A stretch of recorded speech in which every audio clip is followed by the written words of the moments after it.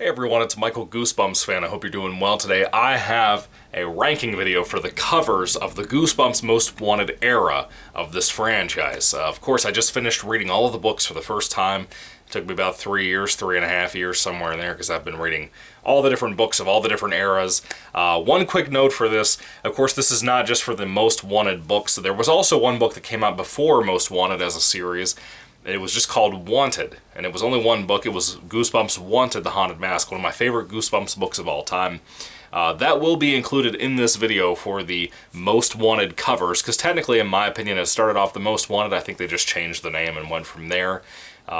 It's a bigger book too, but even so, I want to make sure you knew that was part of this list. In total, there are 15 books. So, I'm going to start from the worst and work my way up to the best. Number 15 is the most recent and final book that I reviewed from the Most Wanted series. I think it's very easily the worst of the entire era of the Most Wanted books. That would be number 10, The Wizard of Oz. It's horrible. It's absolutely horrible. It deserves to be on the bottom of the list. The cover was one of those ones I've seen over and over again when I bought it in my collection, sitting on my shelf, and I just kind of looked at it and I was like, I'm not interested right now. And as I've worked my way through the whole Most Wanted series, I was like, maybe the cover will just be bad like some of the covers from Most Wanted, which, by the way, what's up with the Most Wanted covers? A lot of these are really, they're kind of like the Horrorland stuff. Of course, Brandon Dorman did these covers as well as the Horrorland series.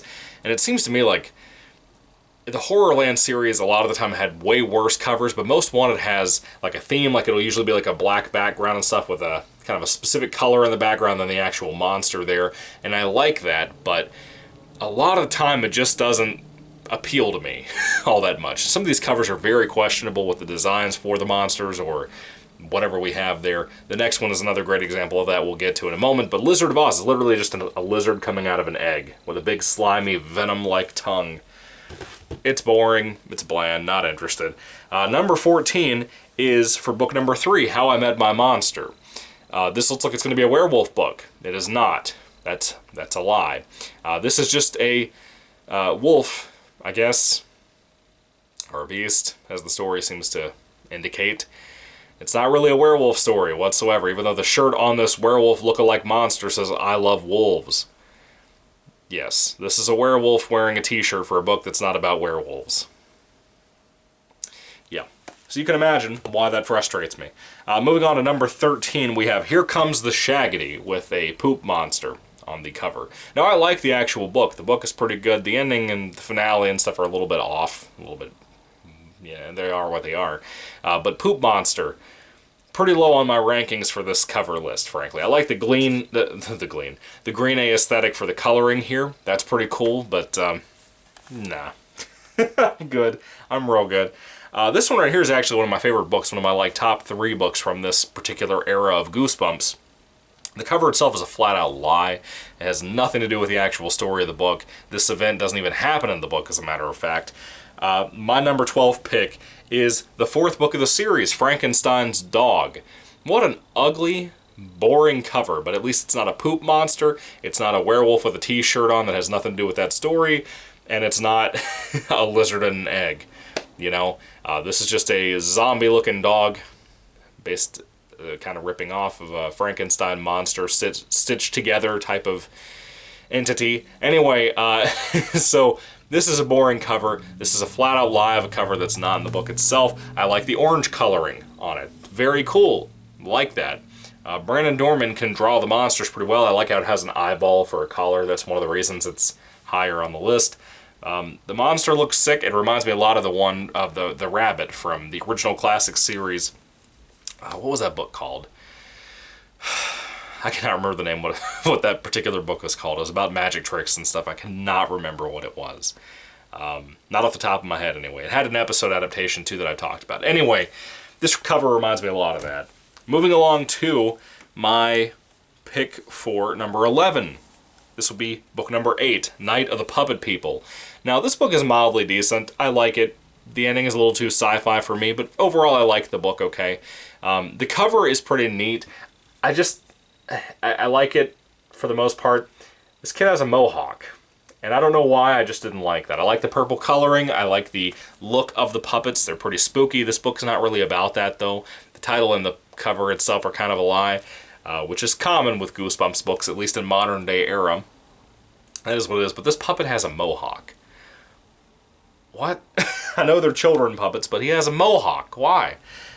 Anyway, moving along to talk about nitpicking today. I'm in one of those moods. It's rainy, I'm pissy. Yeah. Anyway, let's talk about my number 10 pick on my list, which is book number 5, Dr. Maniac Will See You Now. In my personal opinion, this is the best Dr. Maniac book out of the 3 appearances that he has in any of the Goosebumps eras.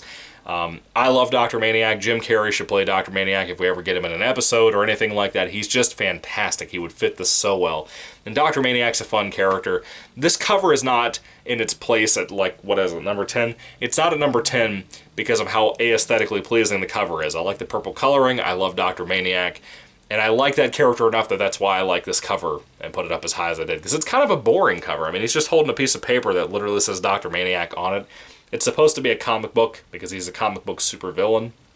The book is really solid. I really like it. The cover's not so great. But it's Dr. Maniac. I still like it better than all the other covers I was looking at because it's Dr. Maniac and he's charming and funny and weird, you know, really weird.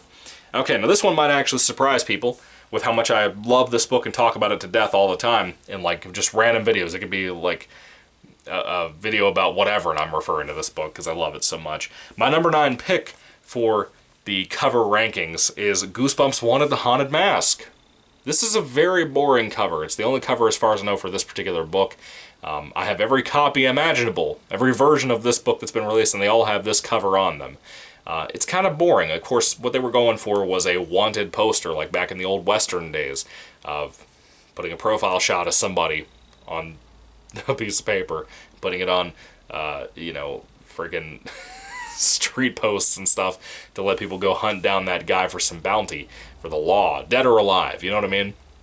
And I love this book. I think it's fantastic. It's got some complaints and nitpicks for me, as I talked about in my ranking video for the entire books based on story from worst to best.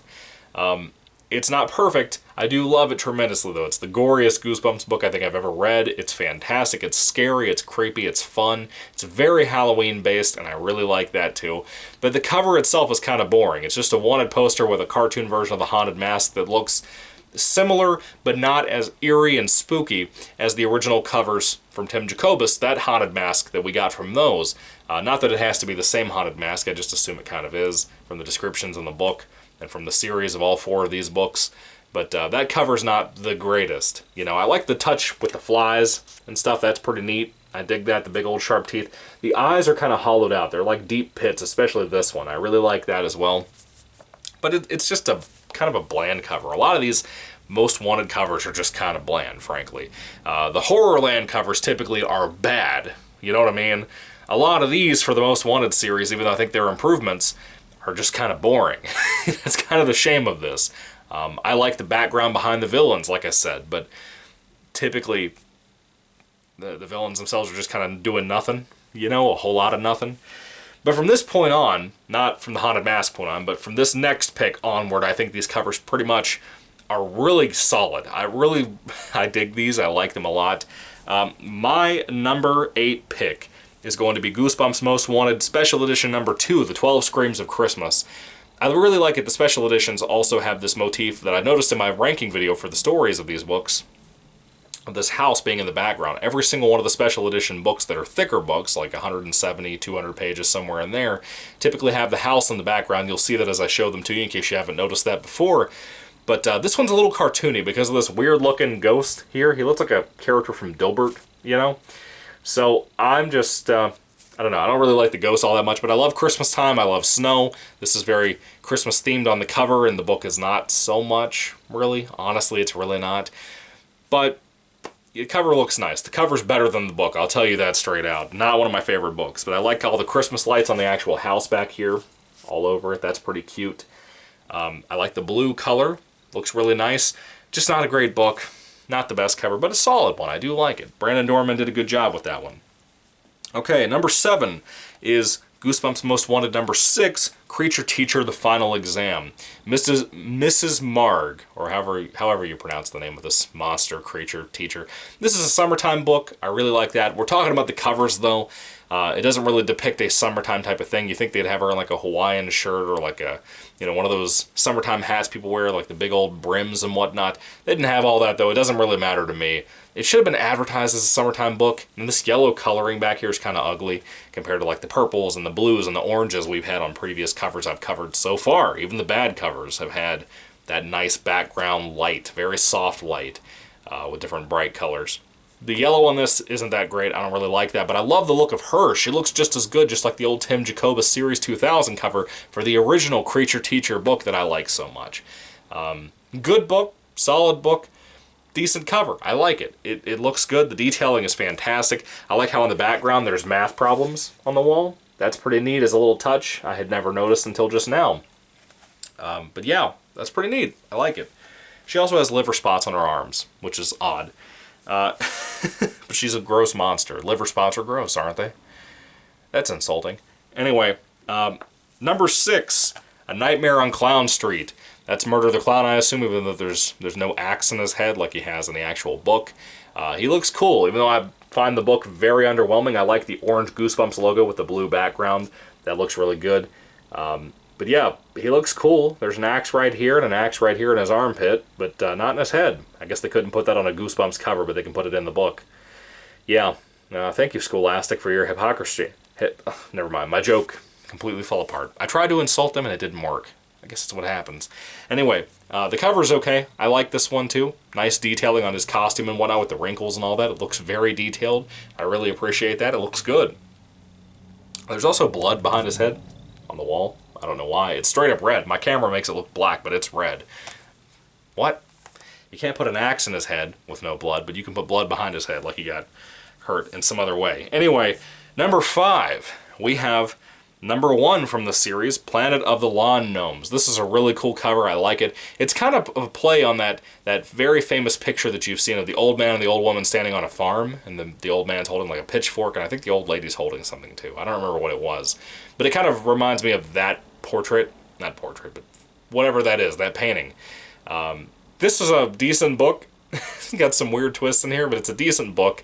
And I like the cover. I've always enjoyed this cover. It's one of the first ones I ever got from Most Wanted, and it was kind of in the beginning of my Goosebumps collection. My grandmother bought me a handful of these back in the day, before she passed away, as I talked about in my ranking video for the entire book series, well, the Most Wanted book series, and that was one of the ones she got me. And I've always liked that cover. I just thought it was appealing, even though it took me years to get around to reading it, but still. So, moving along to pick number 4 on my ranking of the covers. This one is a really awful book that the cover is a flat-out lie to, but I love everything about the red coloring on it. I love the picture. I wish the picture was what the book was about. It could have been so much better. That is book number 2, Son of Slappy. Really great cover. Really great cover for such a bad book. A really bad book, frankly. I'm not a fan of this one at all. I've made it very well known. I think my rant video was probably over like 15-20 minutes, somewhere in there. It was a long one. I remember that. I made a long rant about this video when I reviewed the book. And it was spoiler-free, too. I just tore into it. I would love to have a book about Slappy and a little tiny Slappy that he does ventriloquist acts with. We didn't get that. The title, Son of Slappy, is a straight-out lie. Just plain and simple. I love the cover. I think it looks good. Brandon Dorman did a fantastic job with this. I love how menacing Slappy and the tiny Slappy look, or mini-me Slappy. What do we call this one? Slap? I don't know what to call him. I like the color of this. I like the look of it. The book sucks, frankly. Okay, moving along. So, this is my top 3 now. This is pick number 3. We have Goosebumps Most Wanted Special Edition number 3, Trick or Trap. Again, the house motif back there. This is advertised as a Halloween book. It's really not. I don't like that aspect of it. Solid book. Really enjoyed it from what I remember. I think I actually underrated it a little bit when I did the review for it. I want to reread this sometime and talk about it, but that's going to be a future project, not anytime soon. Not a zombie book, just so you know. Doesn't matter if there's a zombie arm here sticking out that's ragged and skin's falling off and it has long nails and a bag of candy that looks like a jack-o'-lantern bag for Halloween. This is not a Halloween book. There's also eyes back here I just saw. This is a good, decent book. Really solid cover. Really, really solid cover. I really like that cover a lot. Not as much as the next two, though. So, my number 2 pick, it was kind of a hard one to pick out on these top 2 for this list, in my opinion, because I really love both. I'm a fan of both things. I really think both covers are immensely great. And you probably already know which ones. If you knew I was going to do a ranking video on the covers for Most Wanted, you probably knew immediately which 2 were probably going to be in the top for me. More than likely, I assume. My number 2 pick is Goosebumps Most Wanted Special Edition number 1, Zombie Halloween. Fantastic book, gory book, really eerie, creepy book, has a great atmosphere to it, some dumb twists in there, but everything else is really great about the book. The cover is fantastic. I like zombies, and I like these zombies. They look good. They don't look childish like you would expect for this type of book. And when I look at books like the newer Slappy World books, like 5th Grade Zombie, or 5th Grade Zombies, I'm so disappointed because there was like no gore in that book. There was no zombies eating people in that book as far as I remember. I could be wrong about that off the top of my head. It's been quite a while since I read it. Probably 6 months since I read it, if not longer. But this one was straight out gory. It was horrific. Kids could die in this book. All kinds of stuff. It was genius how well done it was. The cover looks fantastic. The zombies are not childish. They look great. They look spooky. They look hungry. This one has a weird looking eye. This one has only one eye, I think.